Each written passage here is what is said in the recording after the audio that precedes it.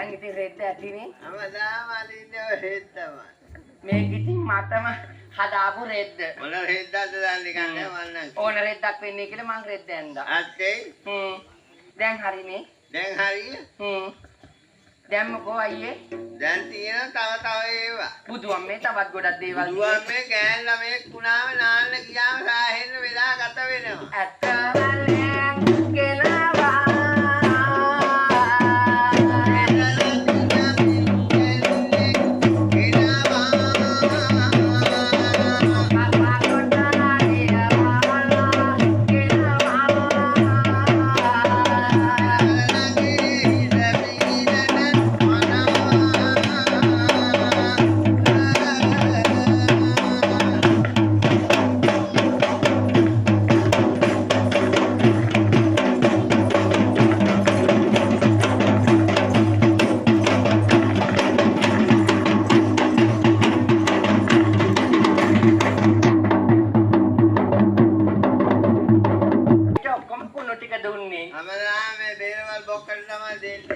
මෙහෙමනේ අයියේ.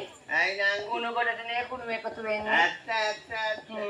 යන්තම් අවුල නම් කඩාගත්තා. බුදු අම්මේ සෑහෙන්න අවුලකින් හිටියේ. ලොකු අවුලකින් හිටියේ. මම සෑහෙන්න අවුලකින් ඉන්නේ. ඒක තමයි. ඔව්. මට පේනෝ ඒක. බලාවේ නැත්තම්. අයියා.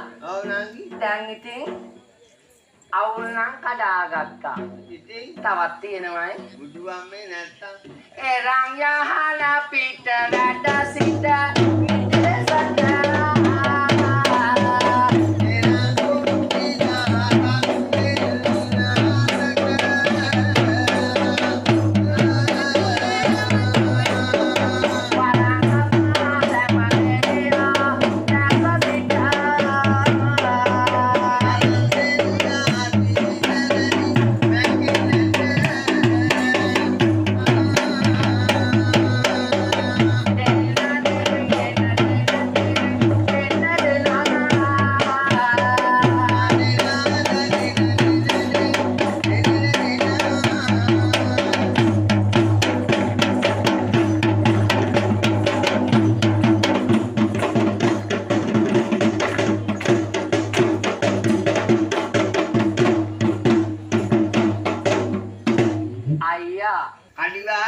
කඩි වහලා නෙමෙයි. එන බූන්දි කලියක් දාගෙන ඇති. තඩි.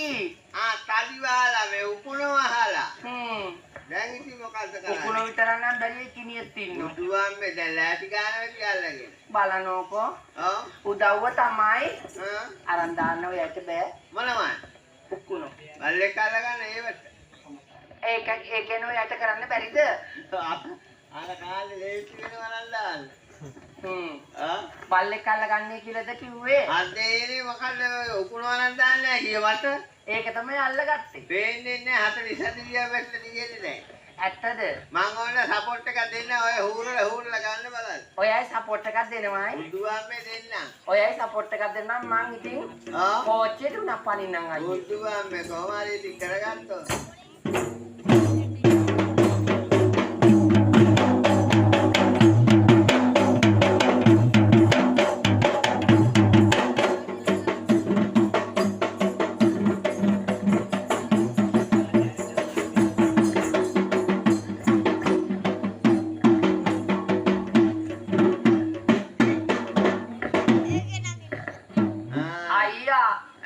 බලනෝක පැන්නනේ. පැන්නනේ කාවයියා.